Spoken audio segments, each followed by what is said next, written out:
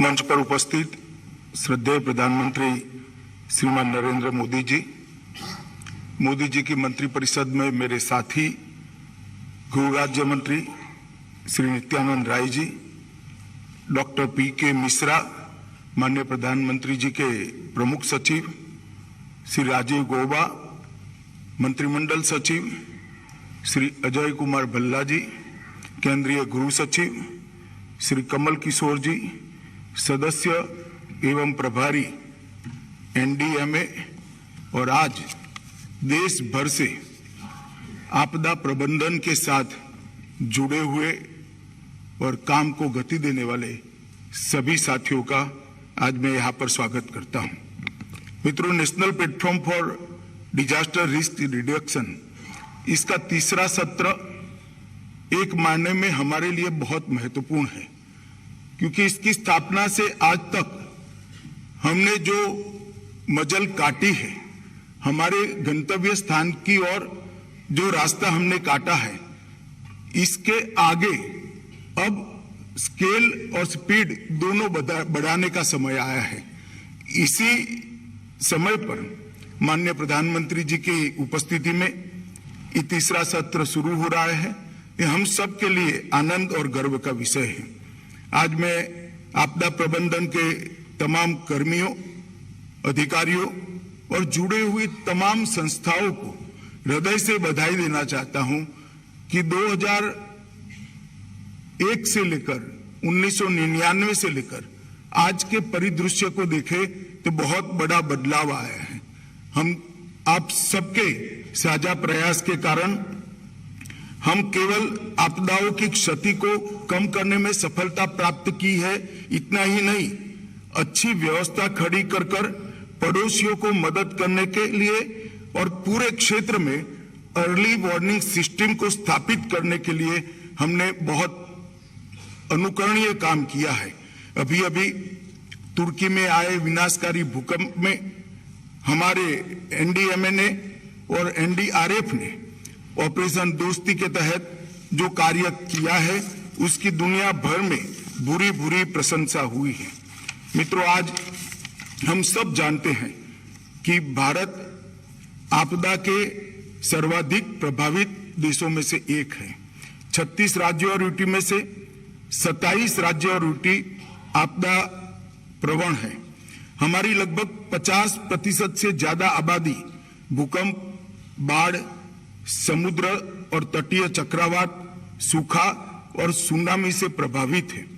प्रधानमंत्री जी ने ये सारी चीजों को ध्यान में रखकर एक होलिस्टिक अप्रोच से आपदा प्रबंधन के दृष्टिकोण को बदलने का काम किया है।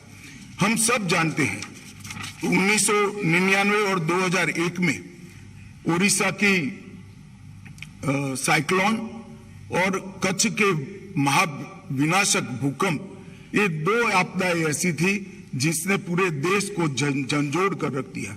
उसके पहले की देश के आपदा प्रबंधन के क्षेत्र की स्थिति देखिए तो हमें मालूम पड़ता है कि पहले पूरी सरकारी मशीनरी का, चाहे वो केंद्र सरकार हो चाहे राज्य सरकार हो, उसका दृष्टिकोण राहत केंद्रित दृष्टिकोण था, ज्यादा से ज्यादा पुनर्वसन केंद्रित दृष्टिकोण था। प्रधानमंत्री जी के इनिशिएटिव के कारण इन 9 साल के अंदर अर्ली वार्निंग, सक्रिय निवारण, मिटिगेशन और पूर्व तैयारी आधारित डिजास्टर रिस्क रिडक्शन, ये अप्रोच में जो बदलाव आया है, इसके बहुत अच्छे हमें परिणाम मिले हैं। आज एनडीएमए, एसडीएमए बहुत सुचारू रूप से संवाद के साथ और समन्वय के साथ काम कर रहे हैं।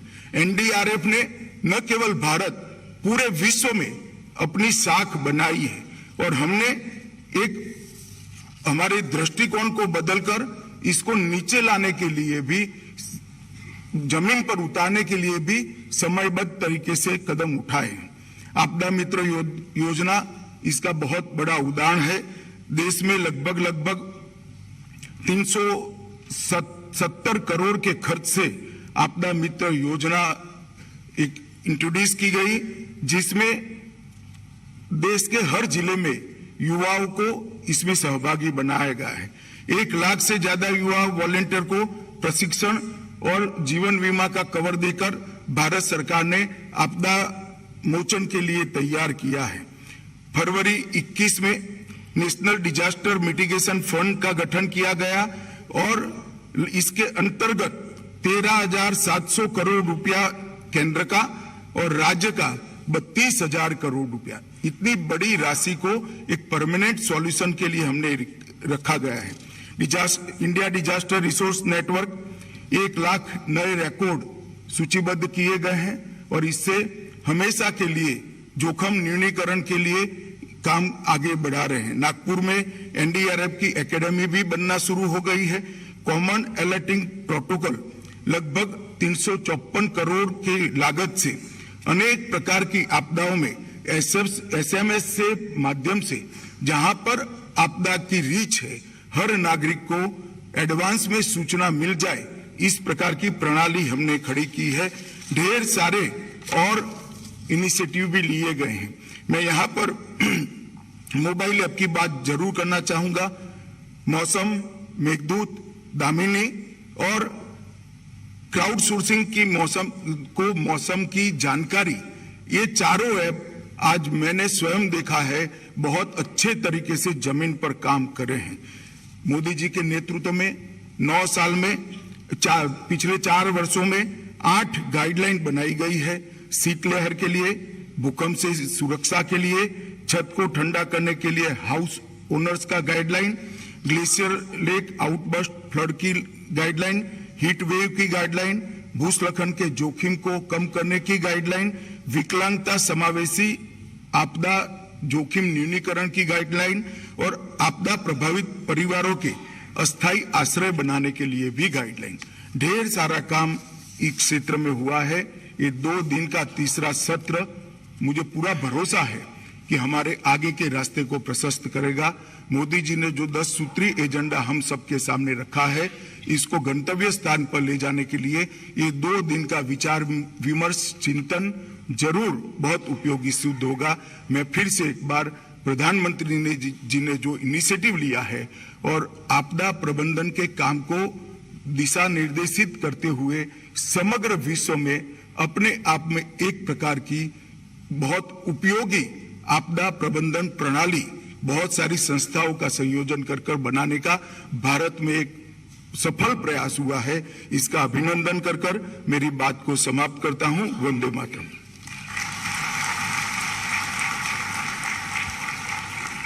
बहुत बहुत धन्यवाद माननीय मंत्री जी।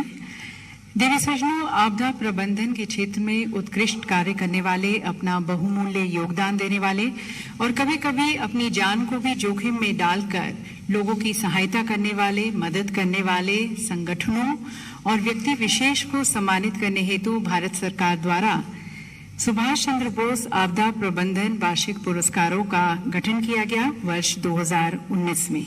इन पुरस्कारों के तहत संस्था को 51 लाख रुपए की पुरस्कार राशि और एक प्रमाण पत्र से सम्मानित किया जाता है और व्यक्ति विशेष को 5 लाख की पुरस्कार राशि और एक प्रमाण पत्र से सम्मानित किया जाता है। हर साल नेताजी सुभाष चंद्र बोस जी की जयंती पर विजेताओं की घोषणा की जाती है 23 जनवरी को और अभी तक वर्ष 2019, 20, 21 और 22 के जो पुरस्कार विजेता हैं उनके नाम आप स्क्रीन पर देख सकते हैं। और वर्ष 2023 के लिए 2 संस्थाओं को चयनित किया गया है, ओडिशा राज्य आपदा प्रबंधन प्राधिकरण और लुंगलेई फायर स्टेशन मिजोरम को। विजेताओं को यहाँ पर मंच पर सुशोभित करने से पहले आइए उनके सराहनीय कार्य पर डालते हैं एक नजर। प्रस्तुत है एक film.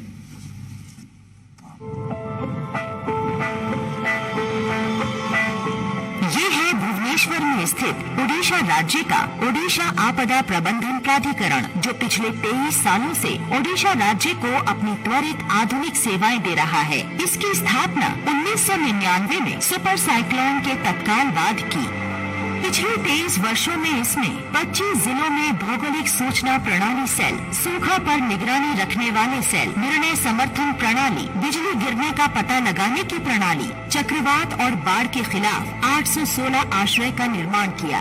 Odisha disaster rapid action force, multi hazard early warning service, कई अत्याधुनिक प्रौद्योगिकी सक्षम वेब या सतर्क जैसे स्मार्टफोन आधारित प्लेटफॉर्म की शुरुआत की है।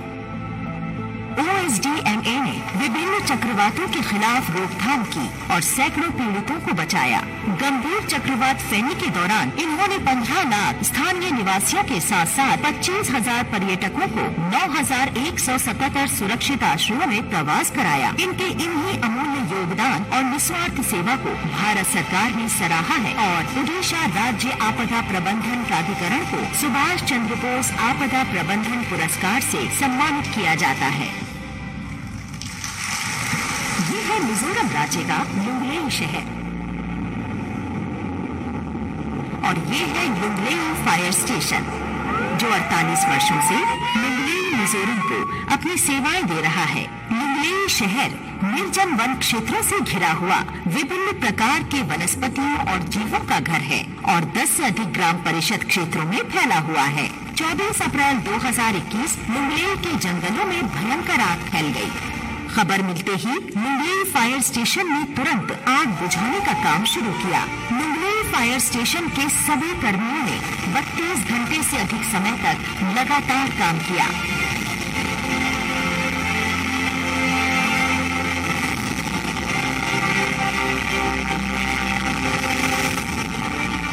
और स्थानीय नागरिकों की सहायता के साथ आग की लपटों पर काबू पाया। इस दौरान उन्होंने वहां के स्थानीय निवासियों को प्रेरित किया और उनकी मदद से मौके पर ही आग के खिलाफ प्रशिक्षण भी प्रदान किया। हम विलेजर्स को ट्रेनिंग करते रहते हैं जंगल में आग लगने पर क्या करना चाहिए। आग की लपटों को बुझाने में दमकल और आपातकालीन कर्मचारियों के वीरतापूर्ण, निडर और त्वरित प्रयासों के कारण ही जान माल का कोई नुकसान नहीं हुआ और आग को राज्य के अन्य हिस्सों में फैलने से रोका गया। इनके इसी अमूल्य योगदान और निस्वार्थ सेवा को भारत सरकार ने सराहा और आज लुंगलेई फायर स्टेशन को सुभाष चंद्र बोस आपदा प्रबंधन पुरस्कार से सम्मानित किया जाता है। और अब माननीय प्रधानमंत्री जी से निवेदन है, वर्ष 2023 के सुभाष चंद्र बोस आपदा प्रबंधन पुरस्कार विजेताओं को सम्मानित करने के लिए प्रधानमंत्री जी से मैं निवेदन करती हूं, आप कृपया मंच के सामने आकर इन पुरस्कार विजेताओं को सम्मानित कर उनका हौसला अफजाई करें।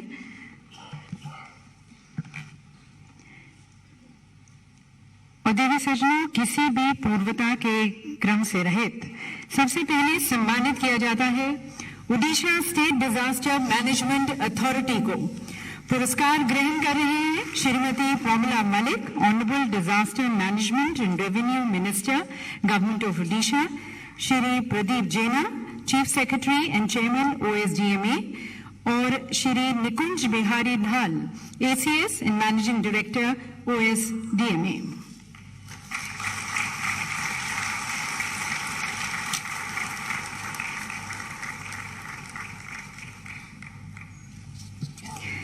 और अब लुंगलेई फायर स्टेशन मिजोरम पुरस्कार को ग्रहण कर रहे हैं श्री C. लालझन गोआ, director fire and emergency services Mizoram, और श्री फ्रांसिस नालनट लुआंगा Ralte, superintendent of police fire and emergency services Mizoram.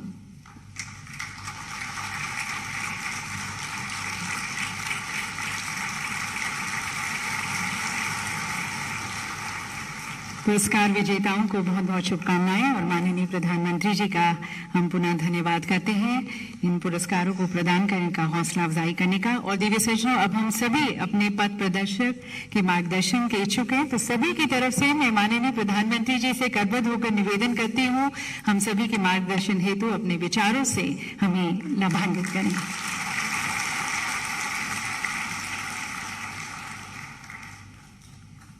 सबसे पहले मैं डिजास्टर रेजिलियंस और डिजास्टर मैनेजमेंट से जुड़े सभी साथियों को बधाई देता हूं, क्योंकि ये काम ऐसा है कि आप कई बार अपनी जान जोखिम में डालकर भी औरों की जिंदगी बचाने के लिए बहुत ही शानदार काम करते हैं। हाल में तुर्की और सीरिया में भारतीय दल के प्रयासों को पूरी दुनिया ने सराहा है और ये बात हर भारतीय के लिए गौरव का विषय है।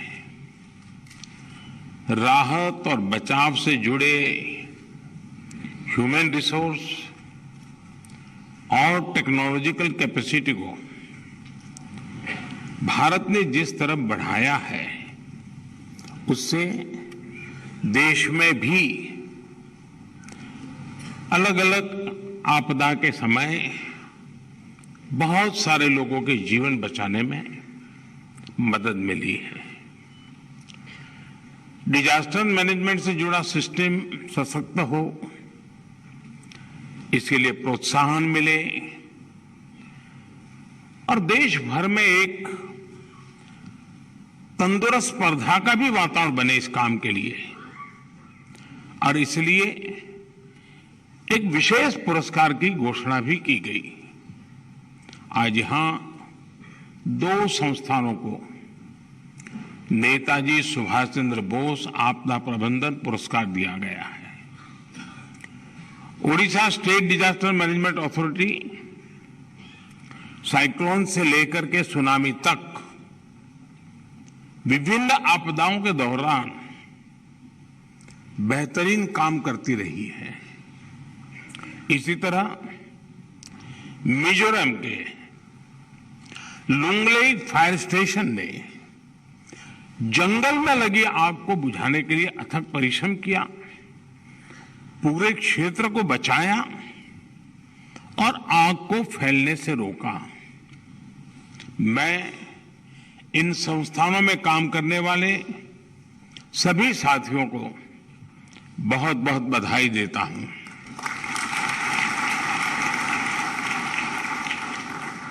साथियों, इस सेशन के लिए आपने थीम रखी है building local resilience in a changing climate. Bharat का इस विषय से परिचित और परिचय एक प्रकार से पुराना है, क्योंकि हमारी पुरानी परंपरा का वो एक अभिन्न अंग भी रहा है। आज भी जब आप अपने कुआं, बावड़ियों, जलाशयों, स्थानीय वास्तुशास्त्र, प्राचीन नगरों को देखते हैं तो ये एलिमेंट साफ साफ दिखाई देता है। भारत में आपदा प्रबंधन से जुड़ी व्यवस्था हमेशा लोकल रही है, समाधान लोकल रहे हैं, रणनीति भी लोकल रही है।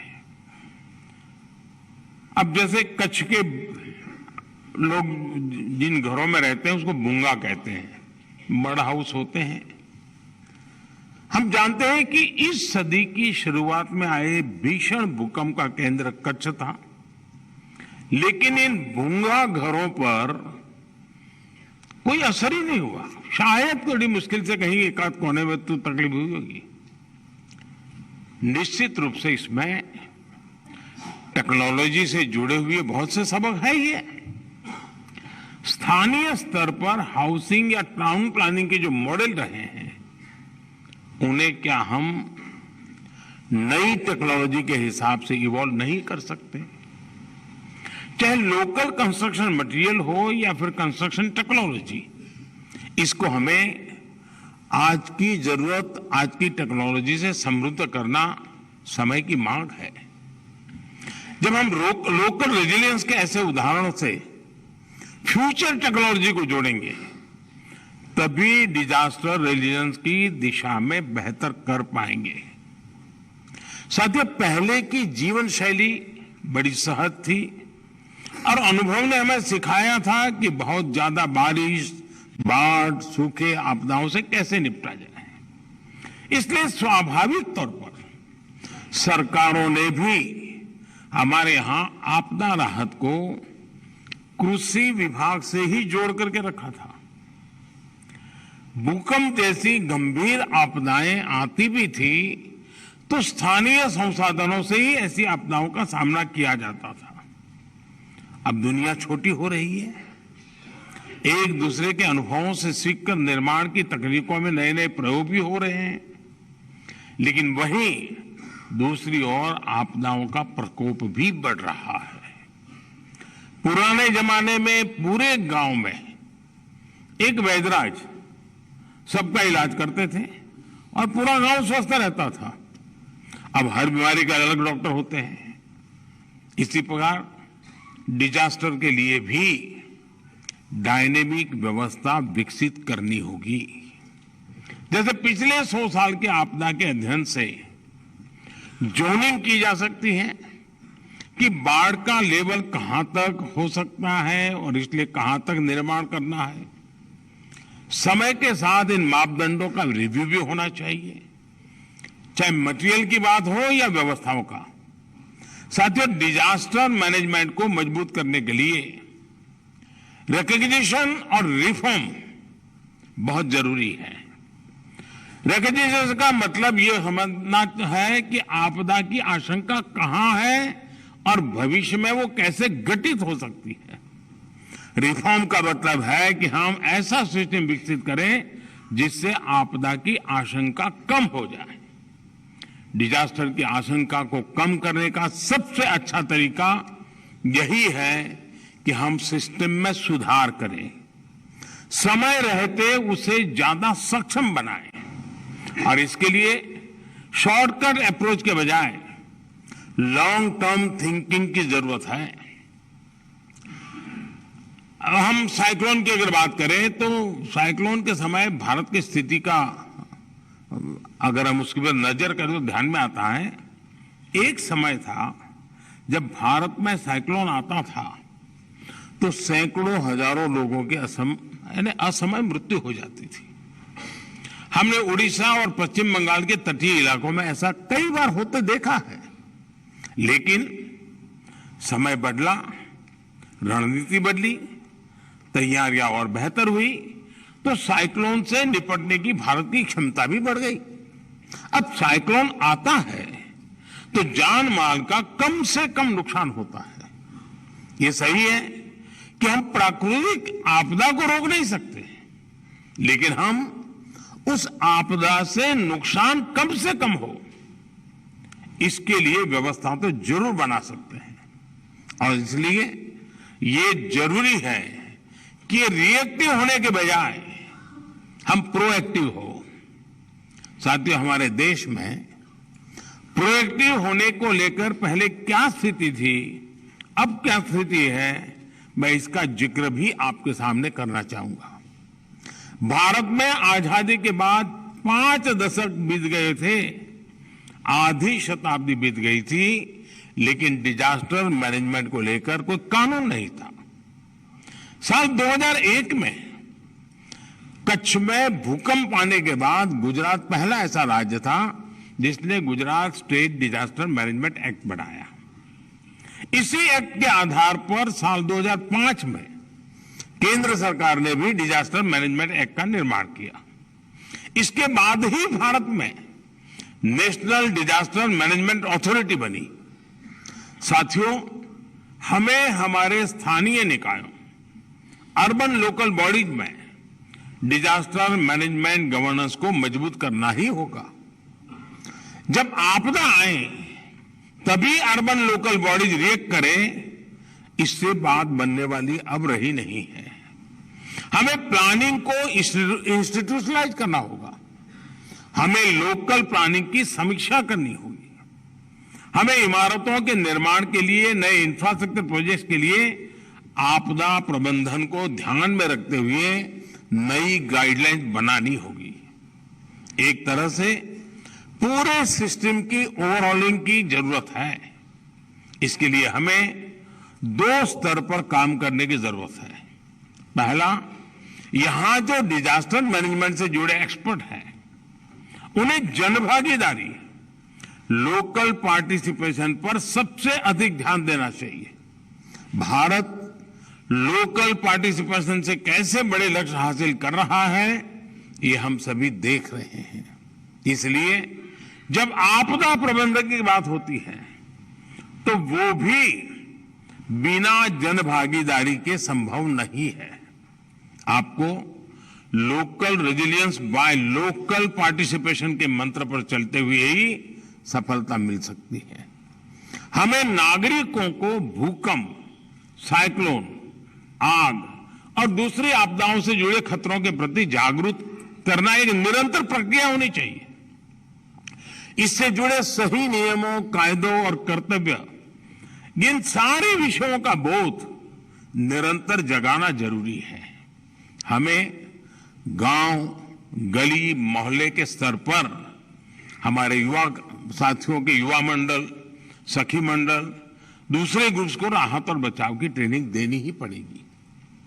आपदा मित्रों, एनसीसी, एनएसएस, पूर्व सैनिकों की ताकत, उनको भी अगर हम कोई डेटा बैंक बना करके उनकी शक्ति का कैसे उपयोग कर सकते हैं, इसका कम्युनिकेशन की व्यवस्था बनानी होगी। कम्युनिटी सेंटर्स के फर्स्ट रिस्पांस के लिए जरूरी उपकरणों की व्यवस्था, उनको चलाने की ट्रेनिंग भी बहुत आवश्यक है। और मेरा अनुभव है कभी कभी ये डेटा बैंक कितना अच्छा काम करती है। मैं जब गुजरात में था तो हमारे यहाँ खेड़ा डिस्ट्रिक्ट में एक नदी है, उसमें कभी 5 साल में एक आध बार बाढ़ आती थी। एक बार ऐसा हुआ कि 1 साल में 5 बार बाढ़ आई, लेकिन उस समय ये डिजास्टर को लेकर के काफी कुछ गतिविधियां डेवलप हुई थी, तो हर गांव के मोबाइल फोन अवेलेबल थे। अब उस समय कोई लोकल लैंग्वेज में तो मैसेजिंग की व्यवस्था नहीं थी, लेकिन अंग्रेजी में ही गुजराती में लिख करके मैसेज करते थे गांव के लोगों को कि देखिए ऐसी स्थिति है और इतने घंटे के बाद पानी आने की संभावना है। और मुझे बराबर याद है 5 बार बाढ़ आने के बावजूद भी इंसान का तो सवाल नहीं, एक भी पशु नहीं मरा था, कोई व्यक्ति नहीं मरा, पशु नहीं। जस्ट समय पर कम्युनिकेशन हुआ। और इसलिए हम इन व्यवस्थाओं का कैसे उपयोग करते हैं। बचाव और राहत कार्य अगर समय रहते शुरू होगा तो जीवन की क्षति को हम कम कर सकते हैं। दूसरा, टेक्नोलॉजी का उपयोग करते हुए हमें हर घर, हर गली को लेकर रियल टाइम रजिस्ट्रेशन, मॉनिटरिंग की व्यवस्था बनानी होगी। कौन घर कितना पुराना है, किस गली, किस ड्रेनेज की क्या स्थिति है, हमारे बिजली, पानी जैसे इंफ्रास्ट्रक्चर का रेजिलियंस कितना है। अब जैसे मैं अभी कुछ दिन पहले मीटिंग कर रहा था और मेरे मीटिंग का विषय यही था कि भाई हीट वेव की चर्चा है, तो कम से कम पिछली बार हमने देखा 2 बार हमारे अस्पतालों में आग लगी और वो बहुत दर्दनाक होता है। कोई पेशेंट असहाय होता है। अब पूरे हॉस्पिटल की व्यवस्था को एक बार बारीकी से देखना, हो सकता है एक बहुत बड़ी दुर्घटना से हमें बचा सकता है। मुझे लगता है कि जितनी ज्यादा वहां की व्यवस्थाओं की सटीक जानकारी हमारे पास होगी, तभी हम प्रोएक्टिव स्टेप ले सकते हैं। साथियों, आजकल हम देखते हैं बीते वर्षों में घने शहरी क्षेत्रों में आग लगने की घटनाएं बहुत बढ़ी हैं। गर्मी बढ़ती है तो कभी किसी अस्पताल में, किसी फैक्ट्री में, किसी होटल में या किसी बहुमंजिला रिहायशी इमारत में विकराल आग देखने को मिल जाती है। इससे निपटने के लिए हमें बहुत सिस्टमेटिकली, चाहे वो ह्यूमन रिसोर्स डेवलपमेंट हो, चाहे टेक्नोलॉजी हो, चाहे संसाधन हो, व्यवस्था हो, हमें coordinated and whole of the government approach के साथ काम करना होगा। जो घनी आबादी वाले क्षेत्र हैं, जहां तक गाड़ी से पहुंचना भी मुश्किल होता है, वहां पर आग बुझाने के लिए पहुंचाना बहुत बड़ी चुनौती हो जाती है। हमें इसका समाधान खोजना होगा। हाई राइज बिल्डिंग्स में लगने वाली आग को बुझाने के लिए हमारे जो फायर फाइटर साथी हैं, उनके स्किल सेट को हमें लगातार बढ़ाना होगा। हमें यह भी देखना होगा कि ये जो इंडस्ट्रियल फायर लगती है, उसे बुझाने के लिए पर्याप्त संसाधन हो। साथियों, डिजास्टर मैनेजमेंट के इन प्रयासों के बीच स्थानीय स्तर पर स्किल और जरूरी उपकरण, उन दोनों का आधुनिक होते रहना भी बहुत आवश्यक है। जैसे आजकल ऐसे अनेक उदाहरण आ गए हैं जो फॉरेस्ट वेस्ट को बायोफ्यूल में बदलते हैं। क्या हम अपनी विमेन सेल्फ हेल्प ग्रुप है, उन बहनों को जोड़ करके उनको अगर ऐसे उपकरण दे दिए तो वे अपना इस जंगल का जो भी वेस्ट पड़ा है इकट्ठा करके उसको प्रोसेस करके उसमें से चीजें बना करके दे दें, ताकि जंगल में आग लगने की संभावना कम हो जाए और इसके उनकी आमदनी भी बढ़ेगी और जंगलों में आग लगने की घटनाएं भी कम होगी। इंडस्ट्री और अस्पताल जैसे संस्थान जहां आग, गैस लीक जैसे खतरे अधिक होते हैं, ये सरकार के साथ पार्टनरशिप करके स्पेशलिस्ट लोगों की फोर्स तैयार कर सकते हैं। अपने एम्बुलेंस नेटवर्क का हमें विस्तार भी करना होगा और इसे फ्यूचर रेडी भी बनाना होगा। इसको हम 5G, AI और IoT जैसी टेक्नोलॉजी से अधिक रिस्पॉन्सिव और इफेक्टिव कैसे बना सकते हैं, इस पर भी व्यापक चर्चा करके रोड मैप तैयार करना चाहिए। ड्रोन टेक्नोलॉजी का राहत और बचाव में अधिक से अधिक उपयोग हम कैसे कर सकते हैं? क्या हम ऐसे गैजेट्स पर फोकस कर सकते हैं जो हमें आपदा को लेकर अलर्ट कर सकें? ऐसे पर्सनल गैजेट्स जो मलबे के नीचे दबने की स्थिति में लोकेशन की जानकारी दे सके, व्यक्ति की स्थिति की जानकारी दे सके। हमें इस तरह की इनोवेशन पर जरूर फोकस करना चाहिए। दुनिया के कई देशों में ऐसी सामाजिक संस्थाएं हैं तो टेक्नोलॉजी की मदद से नई नई व्यवस्थाएं तैयार कर रही हैं। हमें इनका भी अध्ययन करना चाहिए, वहां की बेस्ट प्रैक्टिसेस को एडॉप्ट करना चाहिए। साथियों, भारत आज दुनिया भर में आने वाली आपदाओं को लेकर तेजी से रिस्पॉन्स करने के लिए कोशिश करता है और रेजिलियंस इंफ्रास्ट्रक्चर के लिए पहल भी करता है। भारत के नेतृत्व में बनी coalition for disaster resilience infrastructure से दुनिया के 100 से अधिक देश आज जुड़ चुके हैं। ट्रेडिशन और टेक्नोलॉजी हमारी ताकत है। इसी ताकत से हम भारत ही नहीं बल्कि पूरे विश्व के लिए डिजास्टर रेजिलियंस से जुड़े बेहतरीन मॉडल तैयार कर सकते हैं। मुझे विश्वास है कि ये चर्चा सुझावों और समाधानों से भरपूर होगी, अनेक नई बातों के लिए हमारे लिए रास्ते खुलेंगे। मुझे पक्का विश्वास है कि 2 दिवसीय समिट में एक्शनेबल पॉइंट्स निकलेंगे। मुझे विश्वास है कि और समय भी ठीक है, बारिश के दिनों के पूर्व इस प्रकार की तैयारी और इसके बाद राज्यों के बाद महानगर और नगरों में इस व्यवस्था को हम आगे बढ़ाएं, एक सिलसिला चलाएं, तो हो सकता है कि वर्षा के पहले ही बहुत सारी चीजों को हम एक प्रकार से पूरी व्यवस्था को सेंसिटाइज कर सकते हैं। जहां आवश्यकता है वहां पूर्ति भी कर सकते हैं और हम कम से कम नुकसान हो उसके लिए सज्ज हो सकते हैं। मुझे आपकी समिट को मेरी तरफ से बहुत बहुत शुभकामनाएं हैं। धन्यवाद।